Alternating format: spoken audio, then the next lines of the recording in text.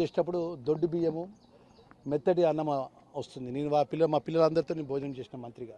ఇది నేను మొదటిసారి నేను మంత్రిగా ఛార్జ్ తీసుకున్న రోజు గౌల్ దొడ్డిలో భోజనం చేసినాను. నేను ఎక్కడికి వెళ్ళినా మన పిల్లలతో భోజనం చేస్తున్నా. ఏదైతే జిల్లా కలెక్టర్ గారితో అదేవిధంగా సివిల్ సప్లై కమిషనర్ చౌహాన్ గారితో మాట్లాడినాను. ఎంటైర్ తెలంగాణ రాష్ట్రంలో ఉన్న గురుకుల హాస్టల్స్లో ఎక్కడ కూడా దొడ్డు బియ్యం కానీ మెత్తడి బియ్యం అన్నం కానీ కావద్దని చెప్పాను.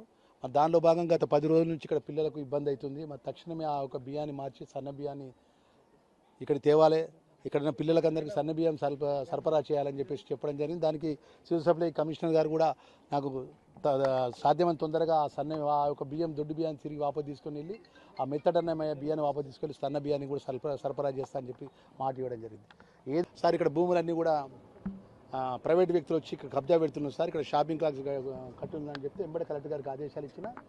ఎంత పెద్దోడైనా కానివ్వండి, దానికి ఎంత పెద్ద మనిషి అని అనుకోండి, గురుకుల బాలికలకు సంబంధించినటువంటి ప్రతి గజం భూమి కూడా ప్రైవేటు వ్యక్తి పోకుండా కాపాడాల్సిన బాధ్యత జిల్లా కలెక్టర్ గారిది, జిల్లా యంత్రాంగంది, రెవెన్యూ యంత్రాంగంది. ఆ విధంగా కాపాడి దానికి సంబంధించిన డిమార్కేషన్ చేస్తే దానికి కాంపౌండ్ వాళ్ళు పెట్టుకునే విధంగా మా యొక్క సోషల్ డిపార్ట్మెంట్ అధికారులను, ఇంజనీరింగ్ అధికారులను ఆదేశిస్తానే విషయాన్ని మనవి చేసుకుంటా. ఏక గజం కూడా పోనీయం. బాలికలకు గురుకులకు సంబంధించినటువంటి ఏదైతే మా గర్ల్స్ పిల్లలు ఉందో మా ఆస్తులు మాకే చెందే విధంగా ప్రత్యేక దృష్టి పెడతామనే విషయం మీ ద్వారా తెలియజేస్తాను.